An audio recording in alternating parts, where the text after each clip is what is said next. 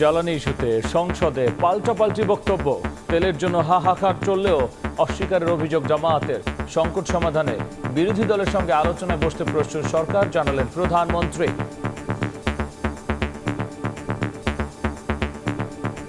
আপনারা যে লাইনটা দেখে এসছেন, যাদের বক্তব্য শুনে এসছেন, আমার মনে হয় এদের বক্তব্য, সবার বক্তব্য এক না।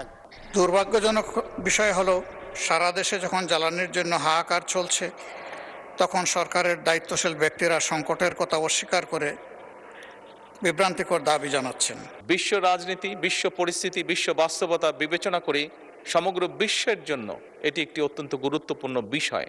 আমরা বিরোধী দলকে আমন্ত্রণ জানাবো, আমাদের অবস্থান থেকে আমরা বসবো, আমরা আলোচনা করব, আমরা ওনাদের প্রস্তাব দেখব। দেখছিলেন প্রধান শিরোনাম। রাত 11টার সময় সঙ্গে আছি আমি গোলাম রাব্বি। এছাড়াও খেলাধুলার খবর নিয়ে খেলার সময়ে যুক্ত হবেন। রাব্বি, আপনাকে ধন্যবাদ।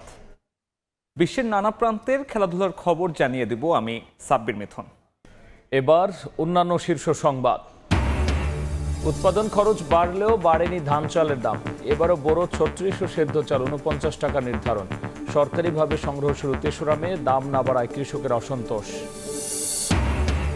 জুনে আবারও ঢাকা টোকিও সরাসরি ফ্লাইট চালু। 14টি বোয়িং কিনবে সরকার। আরও কয়েকটি লিজ নিয়ে বিমানকে লাভজনক করার পরিকল্পনা। 30 এপ্রিলের মধ্যে চূড়ান্ত সিদ্ধান্ত। চট্টগ্রামে হামলা সংঘর্ষের প্রতিবাদে ছাত্রদলের বিক্ষোভ, গুপ্ত রাজনীতি রুখে দেওয়ার হুঁশিয়ারি। ক্যাম্পাসে ফ্যাসিবাদী চর্চা প্রতিহতের ঘোষণা ছাত্র শিবিরের। এবং আলোচিত তনু হত্যা 10 বছর পর এক সন্দেহভাজন গ্রেফতার। সাবেক সিনিয়র ওয়ারেন্ট অফিসার হাফিজুর রিমান্ডে। জড়িত সবার সর্বোচ্চ সাজা চান বাবা মা।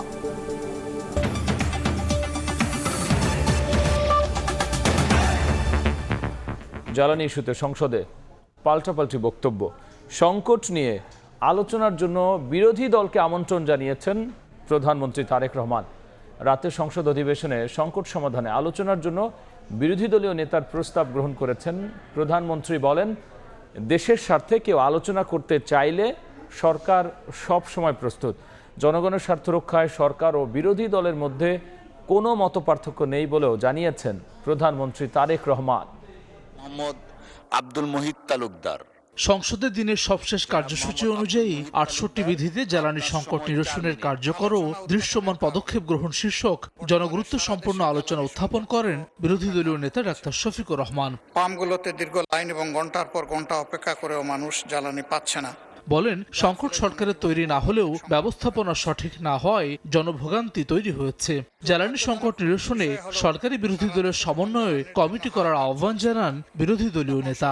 এটা একটা ক্রাইসিস। আমরা আগেই বলেছি যে এটা আমাদের সরকারের তৈরি নয়, কিন্তু ডিমান্ড ম্যানেজমেন্টে বেশ কিছু প্রবলেম হয়েছে। এই জায়গায় যদি আমরা সবাই ওপেন হার্ট নিয়ে বসতে পারতাম, কথা বলতে পারতাম, যদি কমন প্ল্যাটফর্ম থেকে অ্যাড্রেস করতে পারতাম, মানুষ একটা আস্থার জায়গা খুঁজে পেত টোটাল সলিউশনের জন্য। যদি সরকারি দল ফিল করেন যে আমরা একটা কমন কমিটি করব, আমরা সাড়া দেব ইনশাআল্লাহ। এ সময় জ্বালানি সংকটকে আর্টিফিশিয়াল সংকট মন্তব্য করে জ্বালানি মন্ত্রী বলেন, অসাধুরা তেল বিক্রি করার জন্য দীর্ঘ লাইন করছে। আইন শৃঙ্খলা বাহিনীর সব পাম্প এবং ডেপোতে তদারকি অব্যাহত রেখেছে বলে জানান স্বরাষ্ট্রমন্ত্রী। এটা একটা আর্টিফিশিয়াল সংকট। যারা অসৎ উদ্দেশ্য নিয়ে লাইন করেছে, যারা আসলেই নিডি, তাদের ভিড়ে তারা তেল পাচ্ছে না। প্রত্যেকটা পেট্রোল পাম্পে, প্রত্যেকটা ডিপোতে ডেইলি ভিত্তিতে রুটিন করে সেখানে তদারকি করা হয়েছে। এ সময় সংসদ নেতা হিসেবে বক্তব্য রাখেন প্রধানমন্ত্রী তারেক রহমান। বিরোধী দলীয় নেতার আলোচনার প্রস্তাবকে স্বাগত জানান তিনি। বলেন, দেশের স্বার্থে যে কোনো আলোচনায় প্রস্তুত তার সরকার। দেশের মানুষের স্বার্থের ব্যাপারে কেউ কোনো প্রস্তাবনা দেন, আলোচনা করতে চান, পরামর্শ দেন, সুপারিশ দেন, বাংলাদেশ জাতীয়তাবাদী দল সকল সময় প্রস্তুত সেই বিষয়ে আলোচনা করার। বিরোধী দলীয় নেতা একটি প্রস্তাব দিয়েছেন যে আমরা বিরোধী দল, সরকারি দল সকলে মিলে কেন আমরা আলোচনা করতে পারি না। আমি সংসদকে অবহিত করতে চাই সংসদ নেতা হিসাবে যে অবশ্যই আমরা বিরোধী দলকে আমন্ত্রণ জানাবো আমাদের অবস্থান থেকে, আমরা বসবো, আমরা আলোচনা করব। ত্রয়োদশ জাতীয় সংসদের প্রতিটি দল এবং সংসদ সদস্যের দেশের স্বার্থে কোনো মতপার্থক্য নেই বলে মন্তব্য করেন সংসদ নেতা। থাকে যেটি বাস্তবায়ন করা সম্ভব। হাসান ওয়ালি, সময় সংবাদ, ঢাকা। জ্বালানি সংকটে অন্য দেশে চলে যাচ্ছে তৈরি পোশাকের ক্রয়াদেশ, এমন দাবি করে নবায়নযোগ্য জ্বালানির সরঞ্জাম আমদানি আর উৎপাদন পর্যায়ে কর ছাড় চেয়েছেন ব্যবসায়ীরা। এনবিআরের প্রাক বাজেট আলোচনায় ব্যবসার খরচ বাড়ায় করমুক্ত আয়সীমা বাড়ানো সহ কর্পোরেট কর হার কমানোর দাবি জানিয়েছেন তারা। জুলাইয়ে প্রবৃদ্ধির পর অর্থবছরের টানা ৮ মাসে নেতিবাচক ধারায় দেশের রপ্তানি আয়। এর মধ্যে রপ্তানি বেশি কমে গেছে মার্চে। ধাক্কা লেগেছে তৈরি পোশাক, চামড়া, প্রক্রিয়াজাত কৃষিপণ্য সহ শীর্ষ ৫ খাতেই।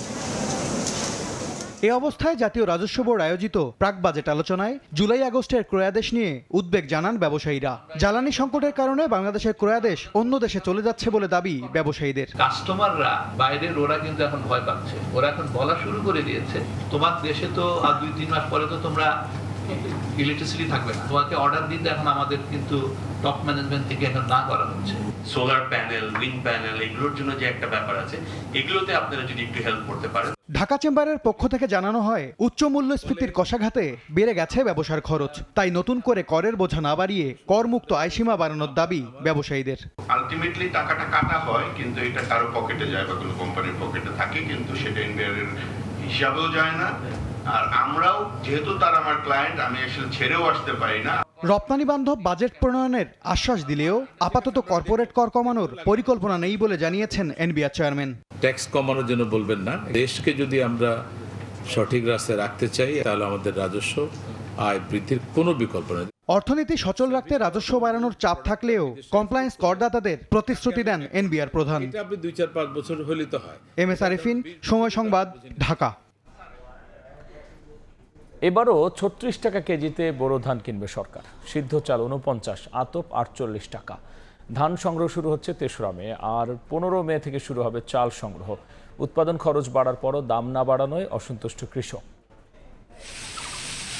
মাঠে মাঠে সোনালী ধান, বিস্তীর্ণ জমিতে দোল খাচ্ছে পাকা আধা পাকা ধানের শীষ। হাওর সহ বিভিন্ন স্থানে মাঠ থেকে ফসল তোলা শুরু করেছেন কৃষক।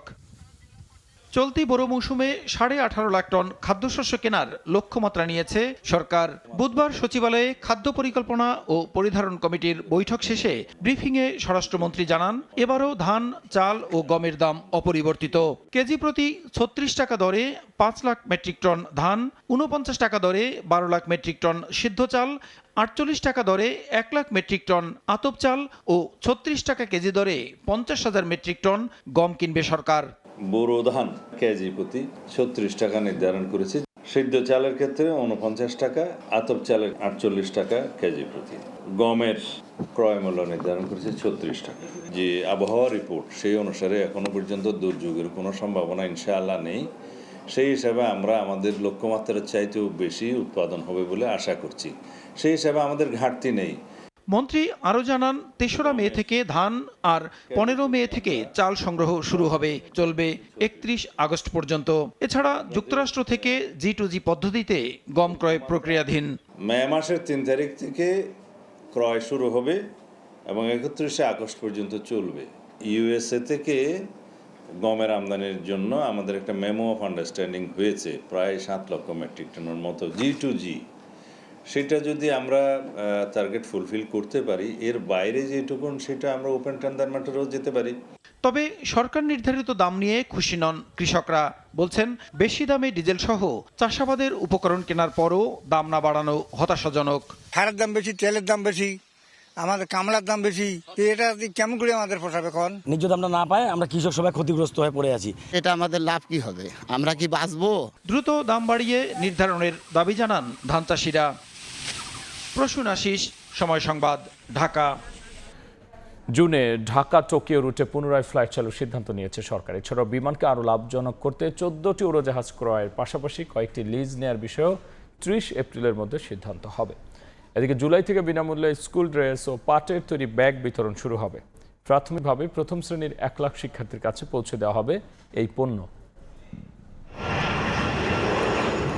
বন্ধুপ্রতিম রাষ্ট্র জাপানের টোকিওতে 1979 সালে এবং নারিতায় 1981 সালে চালু হয় উড়োজাহাজ চলাচল। তবে আকাশপথের এই রুট দুটি বন্ধ আর চালু হওয়ার দোলাচলে গেল 46 বছর ধরেই। 2023 সালের সেপ্টেম্বরে ঢাকা নারিতা ফ্লাইট চালু হলেও গেল বছরের জুলাইয়ে তা বাতিল করা হয়। বুধবার সচিবালয়ে প্রধানমন্ত্রী তারেক রহমানের সঙ্গে বৈঠক শেষে বেসামরিক বিমান পরিবহন ও পর্যটন প্রতিমন্ত্রী এম রাশিদুজ্জামান মিল্লাত জানান, আগামী জুনে ঢাকা টোকিও রুটে পুনরায় ফ্লাইট চালুর বিষয়ে চূড়ান্ত সিদ্ধান্ত হয়েছে। একই সঙ্গে উড়োজাহাজ ক্রয় ও লিজ নিতে বোয়িংয়ের সঙ্গে চুক্তির বিষয়ে চলতি মাসেই নেওয়া হবে সিদ্ধান্ত। জুন মাস থেকেই আমাদের ফ্লাইটটা চালু হচ্ছে, এই ব্যাপারে সিদ্ধান্তটা গৃহীত হলো। আমরা মাননীয় প্রধানমন্ত্রীর নির্দেশনা নিয়েছি কিভাবে লিজ করব এবং আমাদের কিছু বিমান কিনতে হবে। আমরা ইনফ্যাক্ট বোয়িং 14টা কিনব। সেই কেনার চুক্তিটাও গত সরকার ড্রাফট করে দিয়েছিল, সেটা আমাদের 30 এপ্রিলের মধ্যে সিদ্ধান্ত গ্রহণ করতে হবে।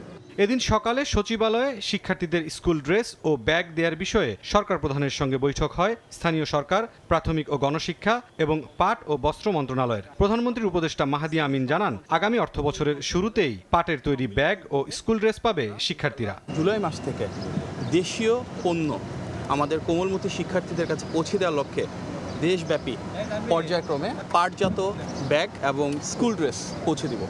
ইনশাআল্লাহ জুলাইয়ের শুরু থেকে প্রাথমিকভাবে 2টি করে উপজেলা প্রতি মাসে এবং প্রতিটি প্রাথমিক বিদ্যালয়ের ক্লাস 1 থেকে শুরু হবে। এর আগে সচিবালয়ের মন্ত্রিপরিষদ বিভাগের বিশেষ সভাকক্ষে প্রধানমন্ত্রী তারেক রহমানের সঙ্গে সাক্ষাৎ করেন বাংলাদেশ স্কাউটের কার্যনির্বাহী কমিটির সদস্যরা। মুরসালিন হক জুনায়েদ, সময় সংবাদ, ঢাকা। চট্টগ্রামে হামলা সংঘর্ষের প্রতিবাদে বিক্ষোভ করেছে ছাত্রদল। গুপ্ত রাজনীতি রুখে দেওয়ার হুঁশিয়ারি দিয়েছেন দলের নেতারা। অন্যদিকে ক্যাম্পাসে ফ্যাসিবাদী চর্চা প্রতিহতের ঘোষণা দিয়েছে ছাত্র শিবির। সংঘর্ষের ঘটনায় ভিডিও ফুটেজ দেখে জড়িতদের শনাক্তের চেষ্টা চলছে বলে জানিয়েছে পুলিশ। সহযোদ্ধাদের উপর হামলার প্রতিবাদে ক্ষোভে ফুঁসছে ছাত্রদল। মঙ্গলবার চট্টগ্রামের সরকারি সিটি কলেজে সংঘর্ষের দায়ীদের বিচারের দাবিতে চট্টগ্রাম নগরী নিউ মার্কেট এলাকায় বিক্ষোভ বের করেন ছাত্রদলের নেতাকর্মীরা। পরে সমাবেশে বক্তব্য রাখেন সংগঠনের কেন্দ্রীয় সাধারণ সম্পাদক নাসির উদ্দিন নাসির। বলেন, ক্যাম্পাসে গুপ্ত রাজনীতির চেষ্টা হলে কঠোরভাবে জবাব দেওয়া হবে। গুপ্ত বলার কারণে চট্টগ্রাম সিটি কলেজে যদি আপনারা একবার হামলা করেন, তাহলে আগামী কয়েক বছর ধরে বাংলাদেশের সমস্ত শিক্ষা প্রতিষ্ঠানে প্রতিটি লেখনীতে আমরা আপনাদেরকে গুপ্ত বলে দেব। এর আগে সকালে নগরীর একটি বেসরকারি হাসপাতালে আহত ছাত্র শিবির কর্মীদের খোঁজ নিতে যান ডাকসুর ভিপি সাদিক কায়েম। পুরনো কায়দায় ফেসিবাদ ফিরলে তা প্রতিহতের হুঁশিয়ারি দেন তিনি।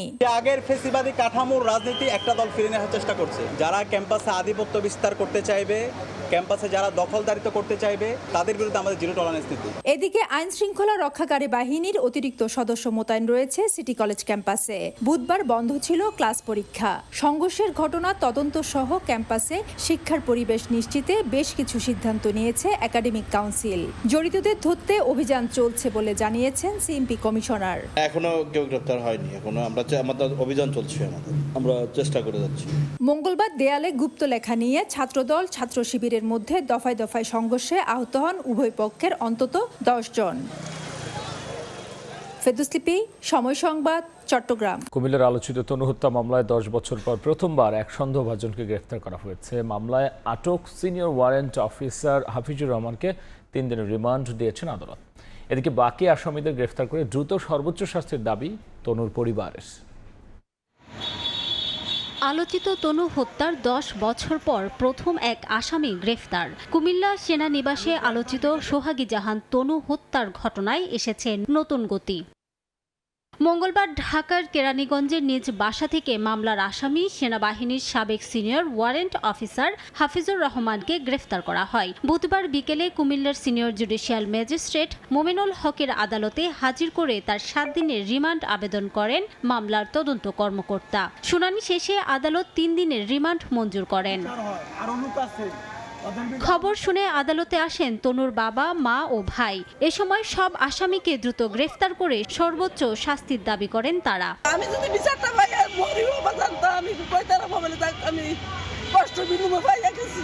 আমার কেসটা আমি নিজে দরখাস্ত করতে পারি নাই, তারা পরে আমার থেকে সই নিয়ে তারা কেস থানায় পাঠাই দিছে।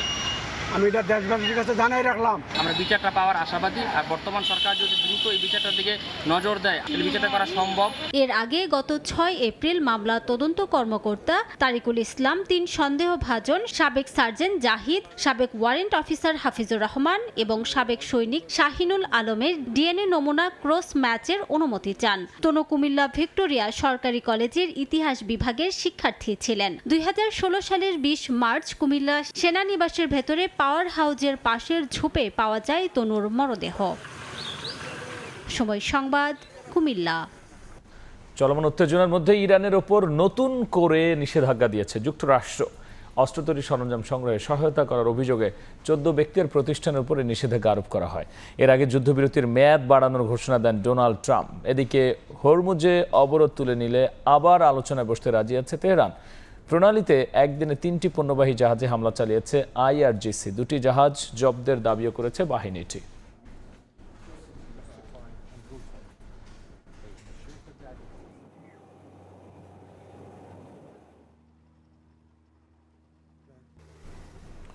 এ ছিল আমার কাছে থাকা দেশ বিদেশের খবর।